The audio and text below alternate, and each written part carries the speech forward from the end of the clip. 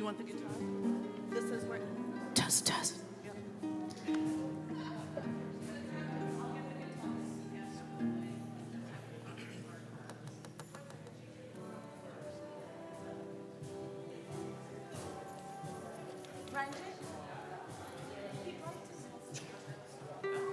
Yeah. Hello? Yeah?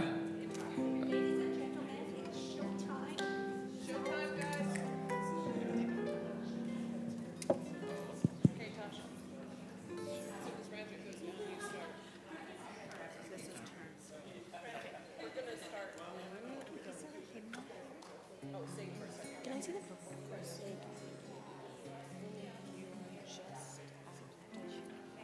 Good? Oh, Yeah? got it. Okay. Perfect. Yes, perfect.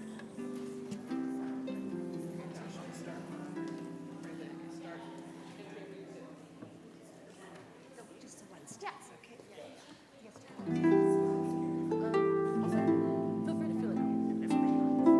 But just yes. Okay, move it. No, you're good. We just didn't know.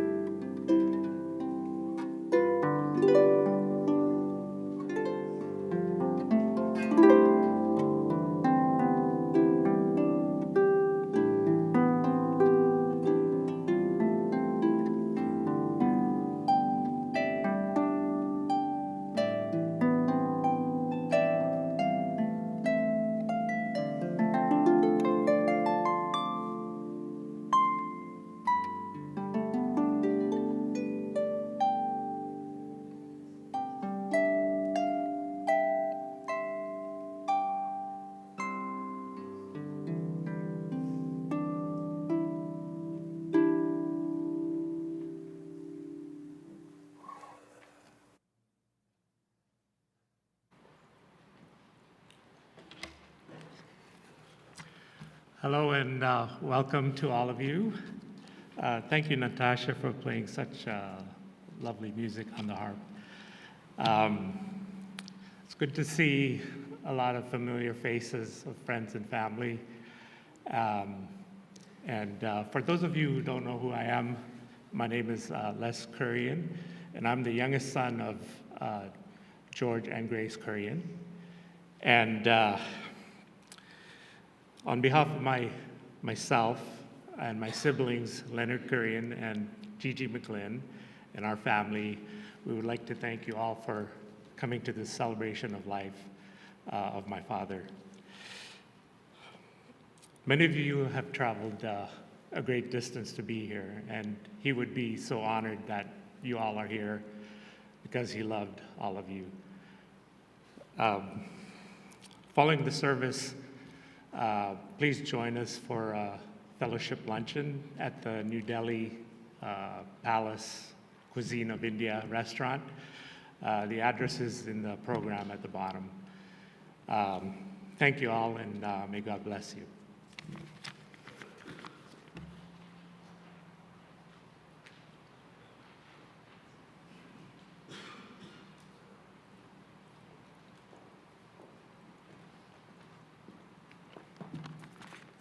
Hello, everyone. I'm Maya, and I'm the youngest granddaughter of our sweet Apacha, and I'm just very grateful that we can all gather together here to celebrate his life. I'm going to read a poem that the family has chosen to honor his memory. The Measure of a Man by Grady Pollard. The measure of a man is not determined by his show of strength, or the volume of his voice, or the thunder of his actions, or of his intellect or academic abilities. It is seen rather in terms of the love that he had for his family and for everyone, the strength of his commitments, the genuineness of his friendships, the sincerity of his purpose, the quiet courage of his convictions, the fun, laughter, joy, and happiness he gives to his family and others, his love of life, his patience, his honesty, and his contentment with what he has. Thank you.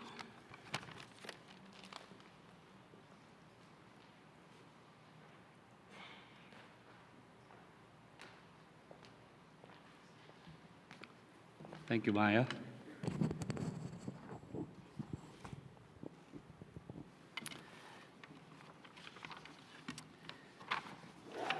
We're gathered here today to celebrate the life of my father, George Muthumarathil Kurian.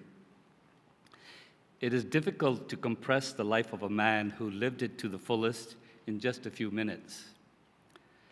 As we reflect on his life, we're reminded of the countless ways he touched our hearts and impacted those around him. My father had a spirit of adventure. If you followed the course in his life, it took him to many different places where he initially didn't know anybody, but wouldn't take long for him to make lasting friendships. He was born in Muthumarathil in central Kerala, the second youngest of 5 sons. He went to another state for his high schooling at Lowry Memorial High School in Bangalore. This was followed by attending Spicer Memorial College, where he obtained his bachelor's degree in business. It was at Spicer where he met my mother, and they were married shortly after they both graduated. After a brief stint as a teacher at Kottarakara High School in Kerala, he came to the United States for post-grad studies.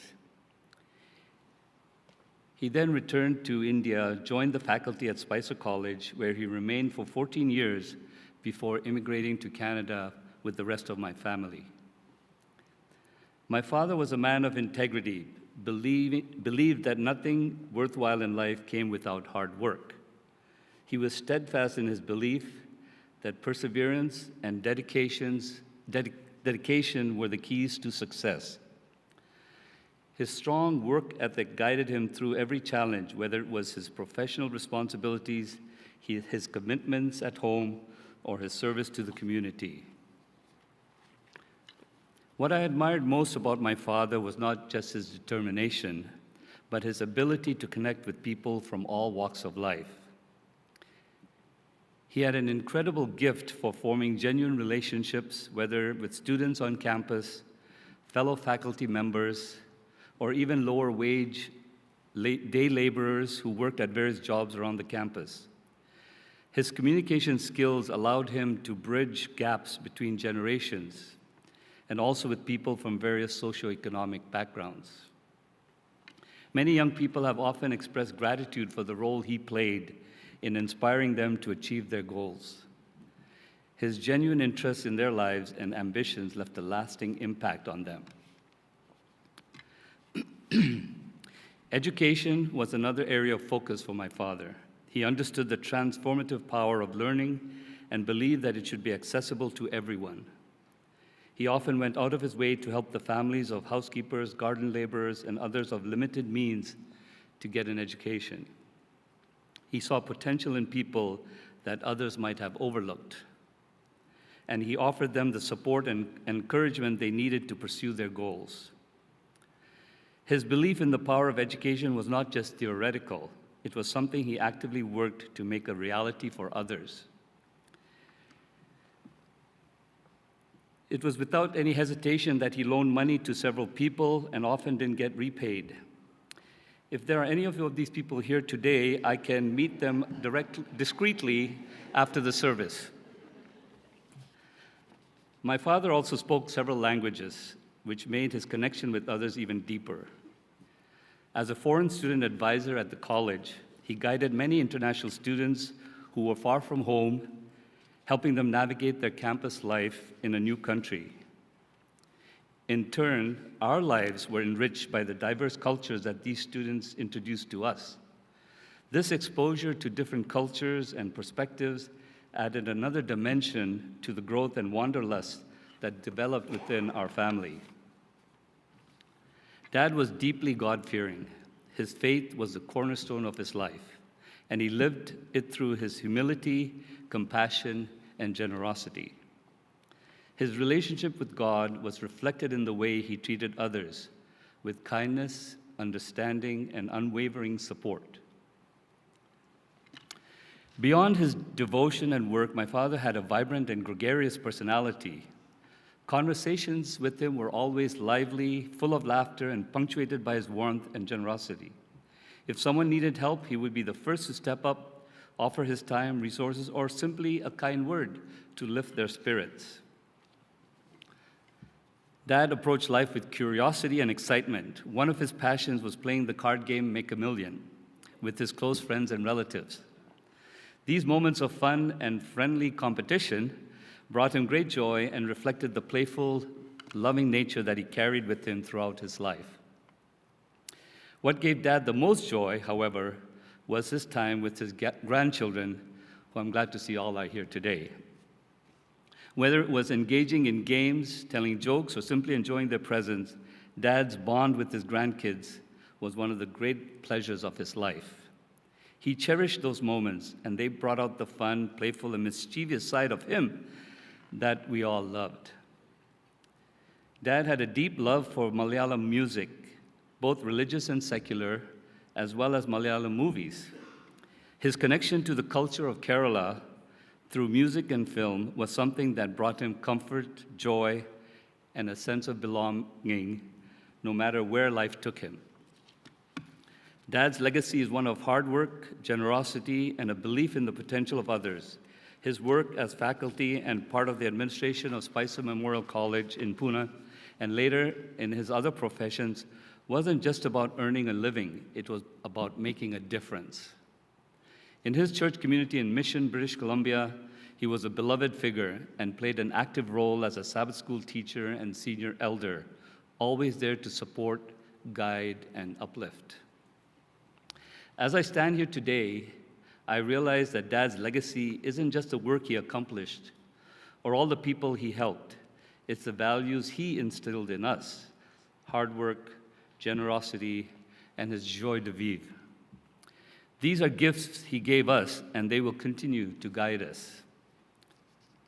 Dad, you'll be deeply missed, but we carry you with us in our hearts and in the lessons you taught us.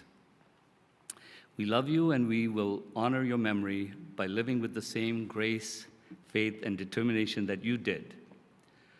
Muthumarathil means ancient tree in Malayalam, which evokes a sense of strength, deep-rooted in the community, providing shade and protecting those underneath. Quoting Rabindranath Tagore, the poet, "The one who plants trees knowing that he will never sit in their shade has at least started to understand the meaning of life."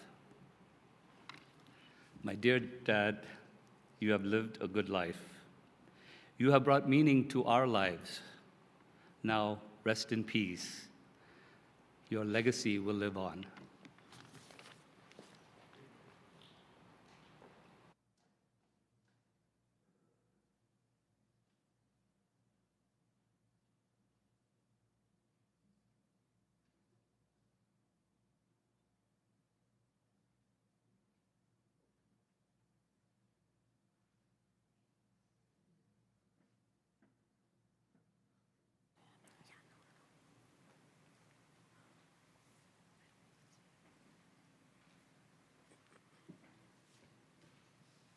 Hello, everybody. The song that we are going to be performing is a very special song to me. It reminds me that even in times of suffering and loss, God is with us, and He will provide peace. If you know the song, please, I encourage you to sing along with me.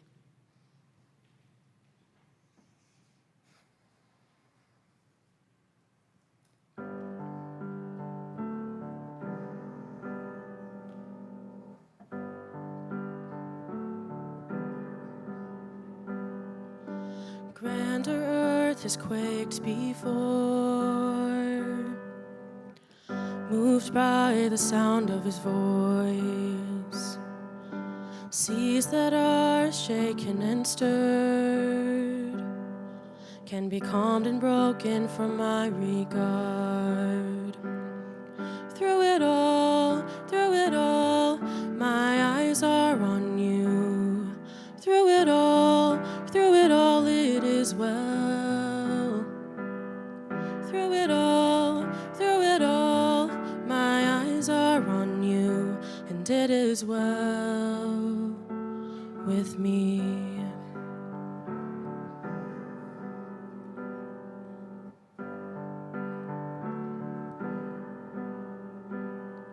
Far be it from me to not believe, even when my eyes can't see. And this mountain that's in front of me will be thrown into the midst of the sea. Through it all, my eyes are on you. Through it all, it is well. Through it all, my eyes are on you, and it is well. It is well. So let go, my soul, and trust in Him. The waves and wind still know His name. So let go, my soul, and trust in Him. The waves and wind still know His name.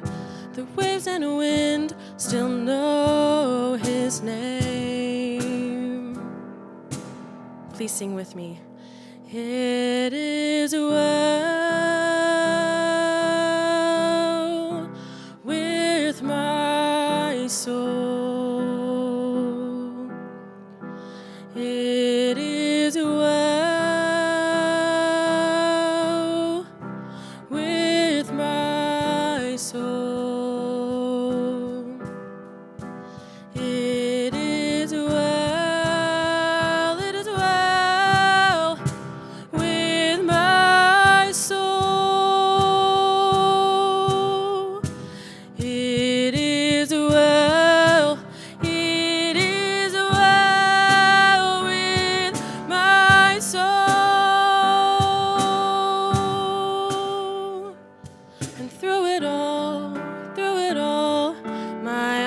are on you, and it is well with me.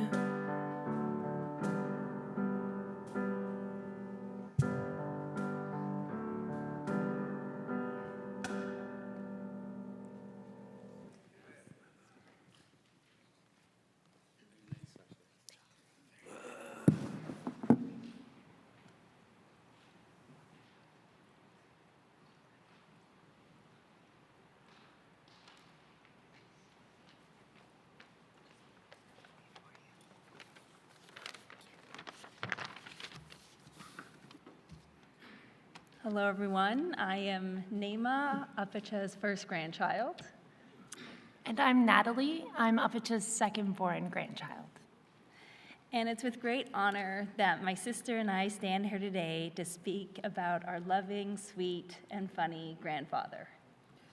George Muthumarathil Kurian, aka Apacha, was a total living legend.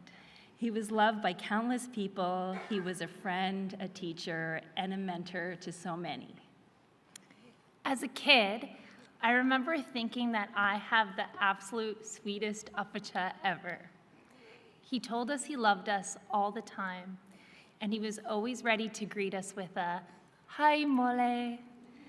Some of our earliest memories involve coming downstairs in the morning and seeing Apacha in his classic Monday, carefully carving up his favorite mangoes and bananas. In addition to fruit, Apacha loved many things. I'm sure we can all remember his deep love for God, his love for animals, for Malayali movies and musicals with lots of singing and dancing, his love for lamb curry, and his love for birth order.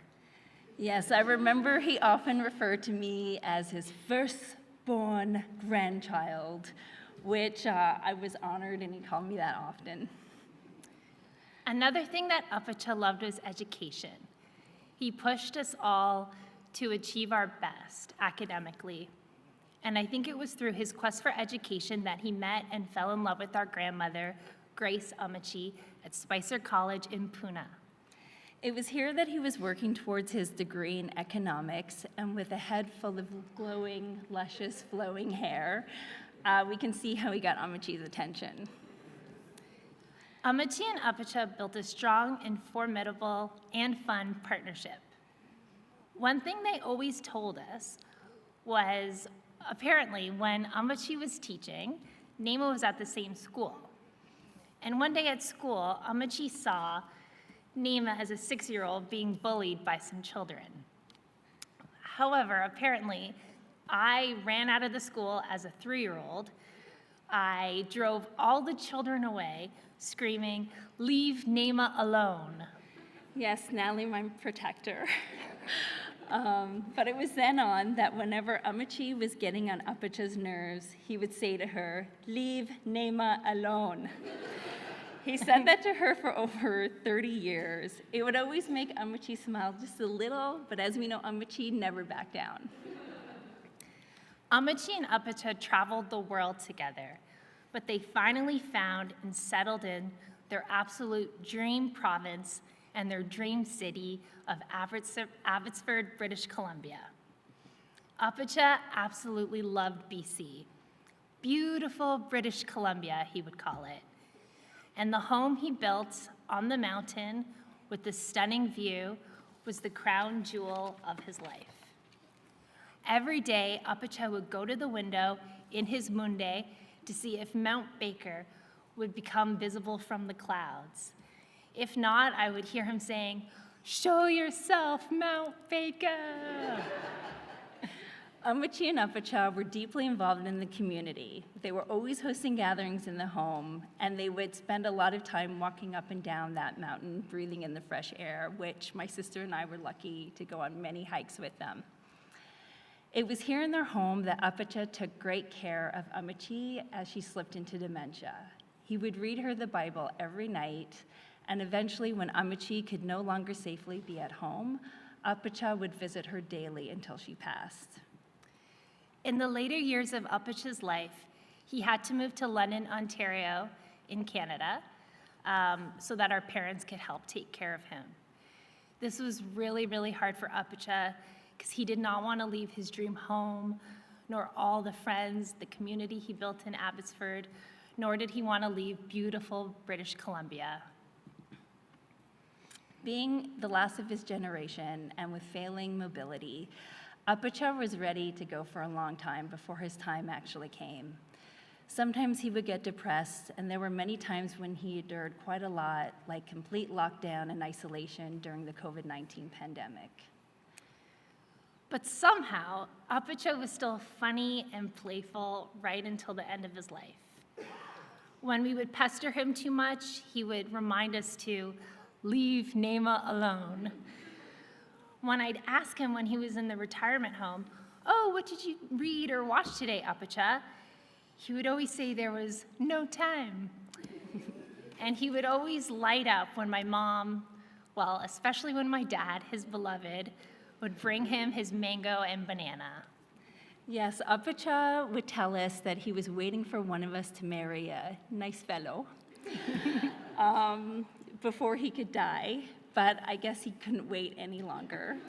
So even though we are sad that we'll no longer be getting to hear him say, "Hi, Mole," we're glad that he's in a much better place.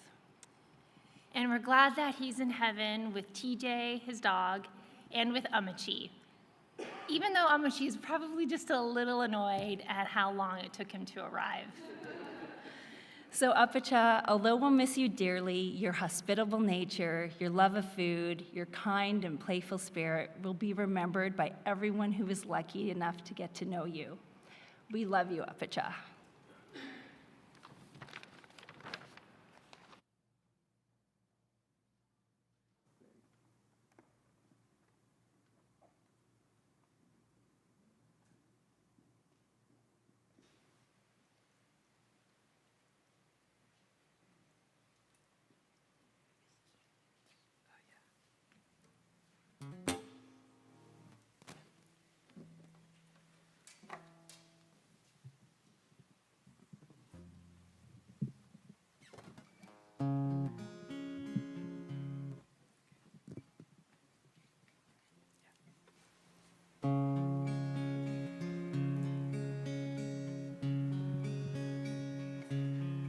The Lord's my shepherd, I'll not want. He makes me down to lie in pastures green. He leadeth me the quiet waters by. The quiet waters by.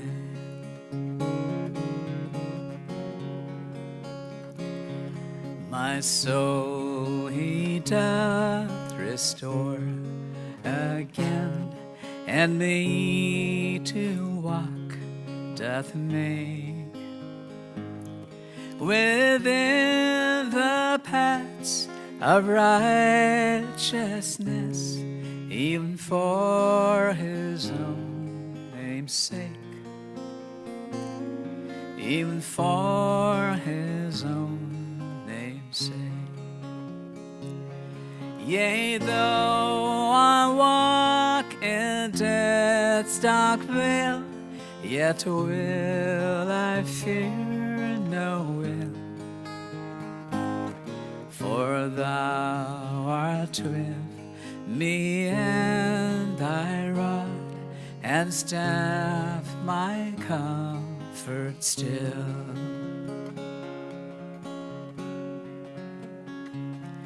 My table thou hast furnished in the presence of my foes.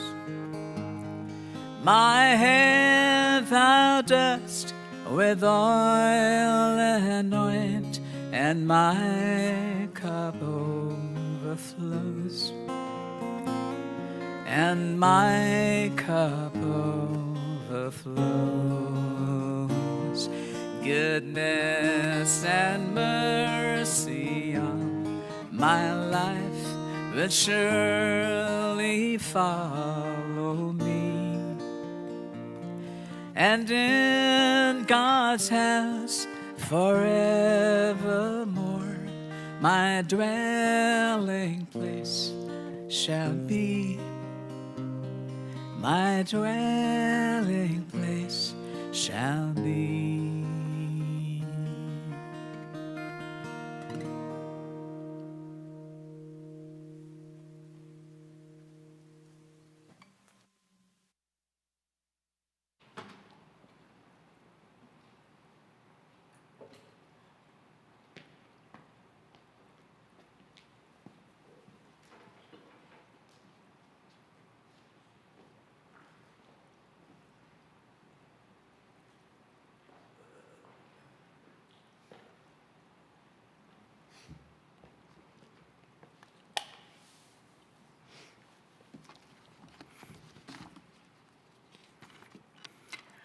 I was at a funeral service many years ago and heard the preacher make a statement that has remained with me all these many years.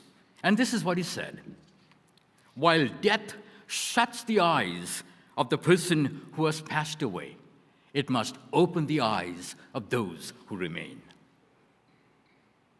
What we have here today, a memorial service, is to remember a loved one who has passed away. But he knows nothing of what's happening over here. And so the service is as much for our benefit, or a greater benefit for us than for him. We remember him, and a lot of you have shared memories of him. My role here today is to point us forward to the hope that we have in Jesus, and also to help us reorient our lives to see what's important. Death must open our eyes for the ones who left behind. And the life of George Muthumarathil Kurian should inspire us to live the kind of life that he lived. And I hope that as you listen to the message that I have prepared here today, it'll speak to you, because it speaks to both groups of people. We talk about him, but we also talk about you and about me. When Aristotle Onassis, the world-famous Greek shipping tycoon, died in 1975, Time magazine ended his obituary on a rather harsh note. And this is what it said: he left little legacy, no monuments, no great acts of achievement other than a succession of business deals. All that remains is the memory of a tough, self-made millionaire who clearly believed that living well was the best form of revenge. And although he left behind a fortune estimated at more than $500 million, that was 50 years ago, Time contended that he left no legacy. Commenting on this devastating epitaph, columnist James P. Shannon would write, "To leave no estate is not shameful. To leave no legacy is tragic." Let me repeat that. To leave no estate is not shameful, but to leave no legacy is tragic. Sadly, the Onassis story is not an anomaly, not just one in a million occurrences. It happens all the time. It could be your story. It could be my story as well. If we were to be honest with ourselves this morning, we'd have to admit that this rich and famous man is a look in the mirror for most, if not all of us. Our lives may not play out on the same grand scale as his did, but the similarities cannot be ignored. We too expend an inordinate amount of time, energy, and resources just to stay ahead of the game. As one writer puts it, the money madness and the keen desire to outstrip others sets our heart on fire. But at what cost, I ask you? What did we have to sacrifice in our relentless pursuit of the ultimate goals in life? Like the executive suite with its spectacular view of the city skyline, the biggest house on the block, the fanciest car, and the latest model car, walls adorned with awards and degrees and citations. The list goes on. It is so easy to fall into the meat trap, to be tempted to view life strictly on individualistic terms. My hopes, my aspirations, my dreams. Life is all about setting personal goals and through dint of hard work, making those dreams come true. And then it's on to the next dream, and the next dream, and the next big thing. One of the biggest lies going around is captured in the words of a popular bumper sticker. I'm sure you've all read it. He who dies with the most toys wins. He who dies with the most toys wins. And by that definition, Aristotle Onassis was a raving success. But was he? Some wise person challenged that obvious lie with a bumper sticker of his own. First bumper sticker, he who dies with the most toys wins. The second bumper sticker, he who dies with the most toys still dies. Still dies. If this life for all there is, then I would say go for it. Grab all the gusto you can while you can. But there is more to life than our meager existence on this earth. The Bible is absolutely clear. We all die, and after that, the judgment. We must all stand before the judgment seat of God someday and give a full accounting of what we did with our time, our talents, and our resources. I don't recall exactly when or where I first read it, or who wrote it. But the message it conveys is inescapable. This is how it reads. Yesterday is history. Tomorrow is a mystery, but today is a gift.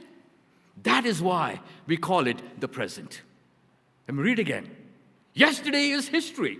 Tomorrow is a mystery, but today is a gift, a precious gift. That is why we call it the present. And so I say, so unwrap this gift, this beautiful present, and enjoy it while you still can.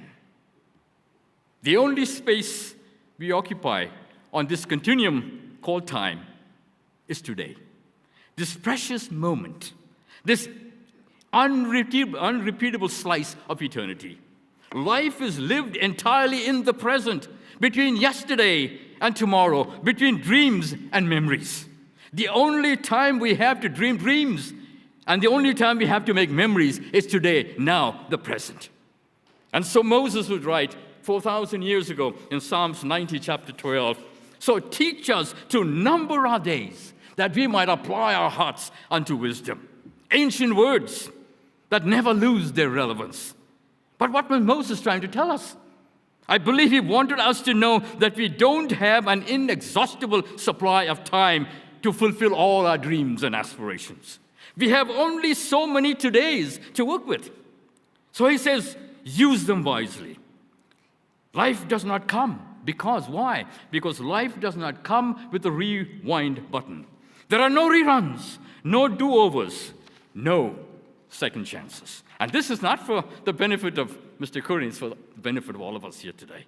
So I ask you today, and I ask myself, have we been so busy doing life that we have forgotten to live life the way it was meant to be lived? Every time I attend a funeral service or a memorial service like these words by an anonymous author hit me with the force of an avalanche. Perhaps they will speak to you as well. This is how it reads.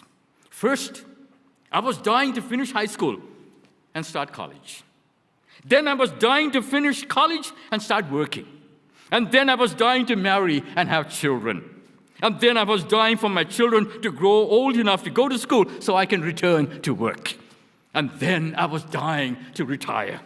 And now I am dying, and suddenly I realize I forgot to live. Beautiful, let me read it again. First, I was dying to finish high school and start college. Then I was dying to finish college and start working. Then I was dying to marry and have children. Then I was dying for my children to grow old enough to go to school so I can return to work. And then I was dying to retire. And now, I am dying. And suddenly I realize I forgot to live. Someone has said, all die, but not everybody lives. All die, but not everybody lives. Someone else said, people don't come to your funeral because you died. They come because you lived and because you made a difference. Not for a moment am I suggesting that one cannot have a successful career and live a life of meaning and purpose. I know many of you here, including Mr. Kurian's family, are well accomplished, have done well in their careers. Nothing wrong with that. So I'm not saying that you cannot have a successful career and do well and live a life of meaning and purpose. The two are not mutually exclusive, but it is difficult. It is difficult and almost impossible at times to strike a healthy balance between career, family, and our continued devotion to God. I spent a delightful evening a few days ago sharing a lovely meal and getting to know the Kurian family a little better. I know the kids, but got to know the in-laws and the grandchildren. And what memories, what beautiful memories of their grandfather and father they shared that evening. I just sat there and I said, this is what life's all about.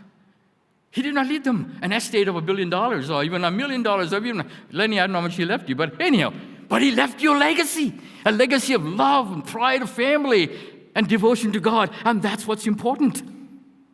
I first got to observe Mr. Kurian when he was professor of economics and chairman of the department at Spicer Memorial College. I was then in a high school. He was in a college professor. I was in high school. And even when I came to college, I didn't have much contact with him because I chose to major in chemistry, and he was in the economics department. But I got to observe him. But more than all of that, I knew the children, Gigi and Lenny in particular. I knew them from way back when. And I even had the privilege of teaching Lenny physics. So I can take some of the credit of your professional success. I helped you there, Gigi, Lenny. And so I knew the family. And so a couple of weeks ago, I got a phone call. And Lenny says, this is Lenny. I just want to let you know my dad passed away. And I didn't know that. A couple of months ago in Canada, we're having a memorial service for him at the Azure Hills Church in California. Would you be willing to come and do the homily? I said, what an honor to be bestowed upon me. In this area, Loma Linda, we have pastors crawling up from under every rock here. You have so many pastors. Why would he call a guy who doesn't have all those credentials? But I knew the family, and they're special to me. And so I had nothing happening this weekend, and so I said, sure, I'll come. And so I'm here today. Mr. Kurian enjoyed a successful, as you've heard before, successful career in India as a professor and over here in Canada, and he did well. But what the family will remember him best for is that he was a devoted husband, a loving father, and a doting grandfather. And that's all that matters. When all is said and done, all the accomplished means nothing. And these are the memories. I'm telling to you kids and grandkids in your generations, these are the memories that you will carry for the rest of your life. And your father, your grandfather also made many friends, especially with the less fortunate people who God brought in his life. Nothing made him and his wife, Grace, happier than welcoming family and friends to their home. As I was seated at my computer at home a few days ago, before Lenny called me. No, he called me, and I was sitting at my computer trying to compose this message, trying to put my thoughts together, and Lenny sent me a text message. And this is what it read. I forgot to mention that my father's house name, Muthumarathil, translates to ancient tree, means ancient tree in English. And he had this line here. If you could incorporate that somehow into your message, it would be great. And so I had to kind of put something.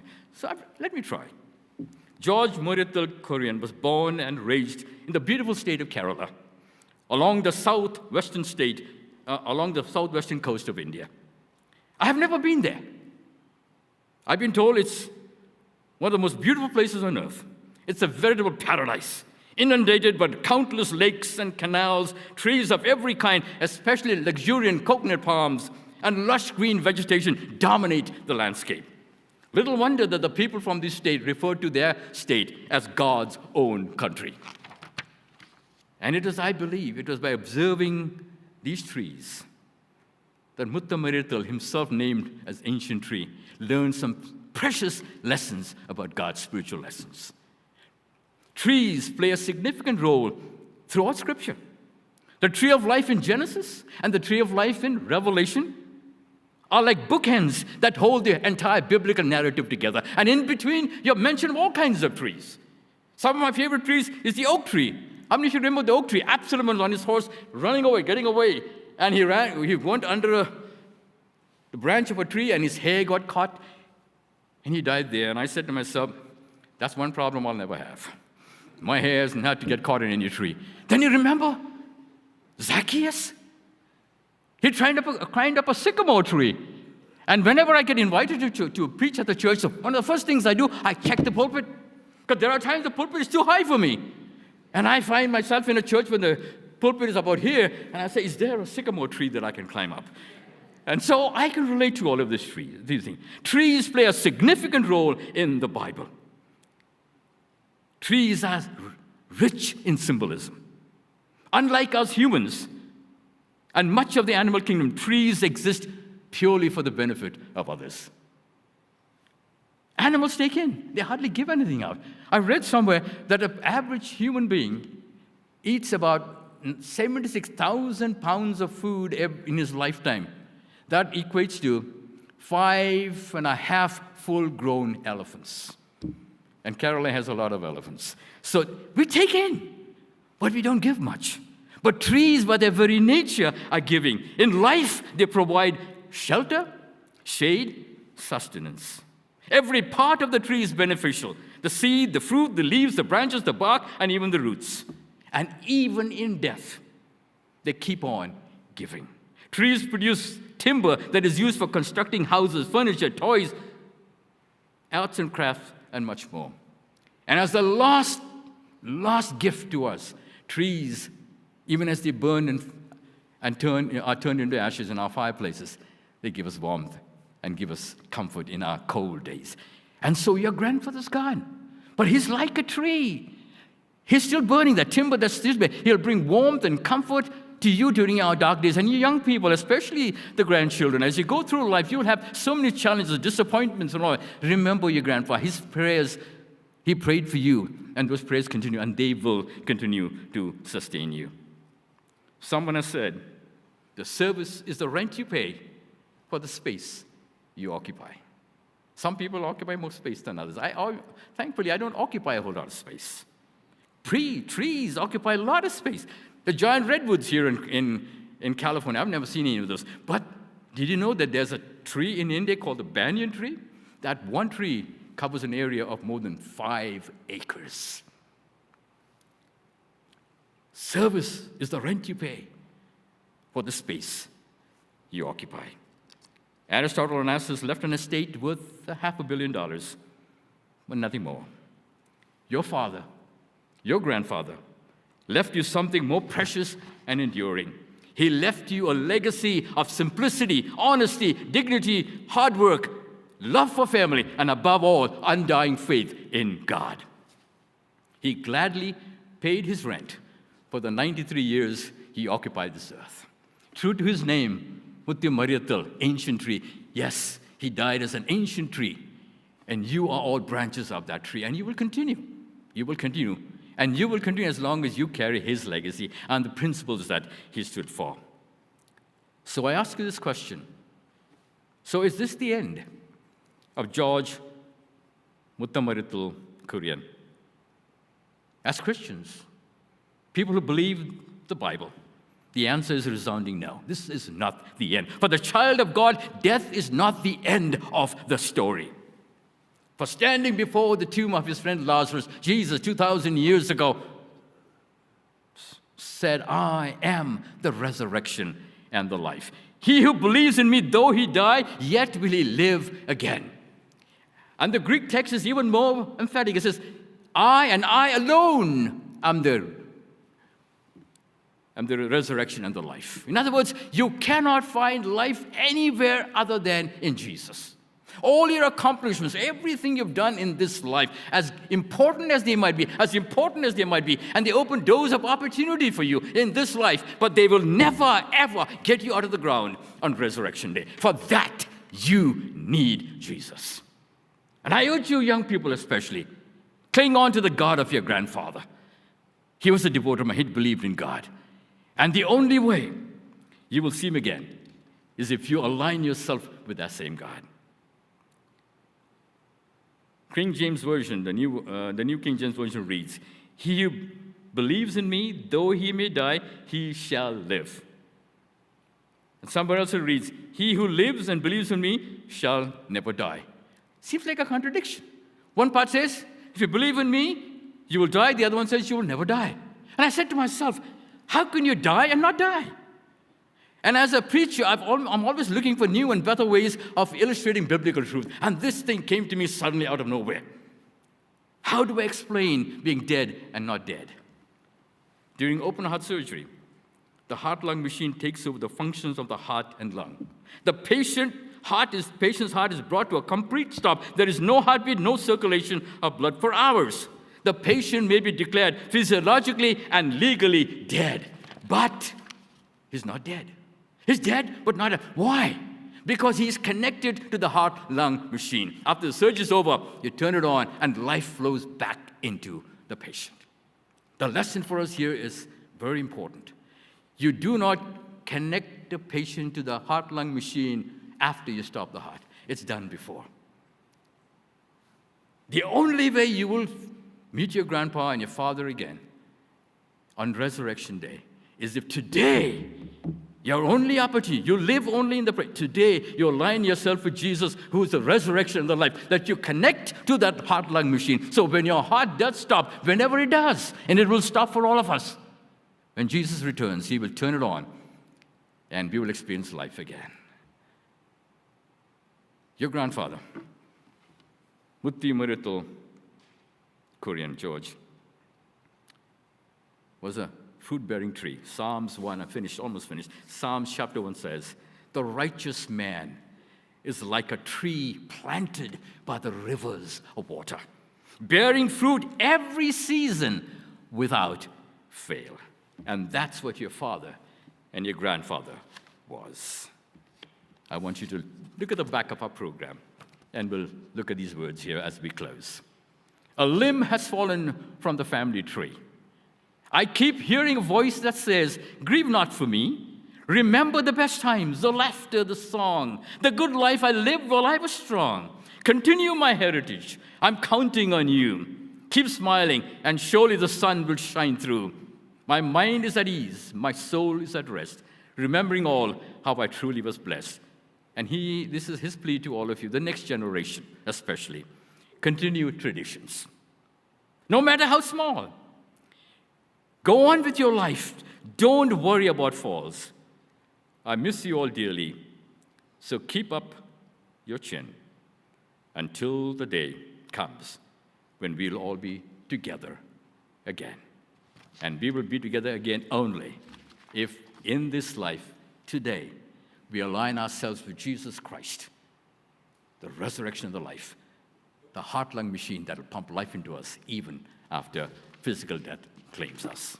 May God bless the family, and may these words encourage you as you look forward to that day when you'll meet your mom and your dad, your grandma, grandparents, and those of us who are loved ones. We will meet again. And maybe all, in the meantime, bloom like he did, like a tree planted by the rivers of water that bears fruits regularly without fail. May that be the experience of each one of us today.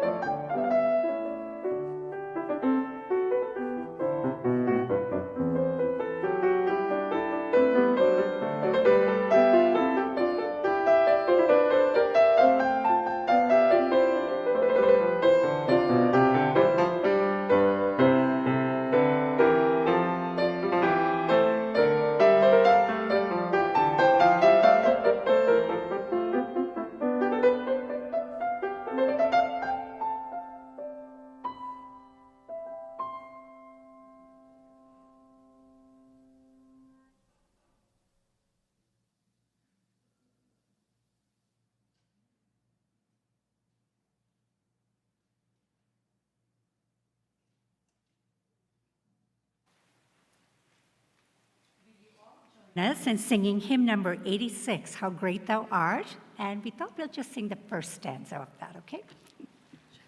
Oh, I did have it here.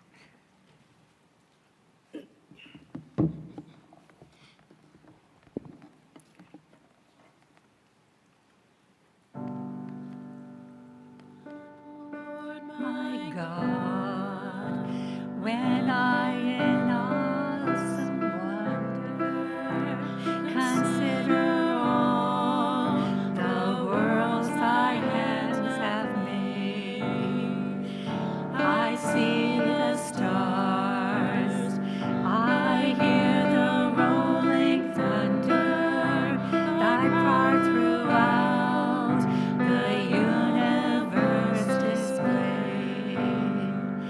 Then sings my soul, my Savior God, to thee.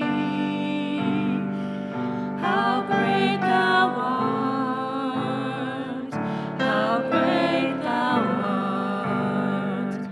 Then sings my soul, my Savior God, to thee. How great thou art, how great thou art.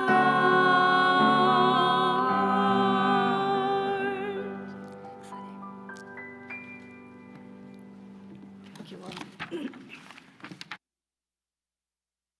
Family, friends, thank you all for joining us today to say our final farewells to my beloved dad. And Pratap, thank you for reminding us that the present is a gift for us. And my dad was a gift, and he tried us to show us to live every day like it's your last. As you know, my dad, he was a generous, gregarious, adventurous man. And because of that sense of adventure, we, his kids and his grandkids, are living the life that we're enjoying today.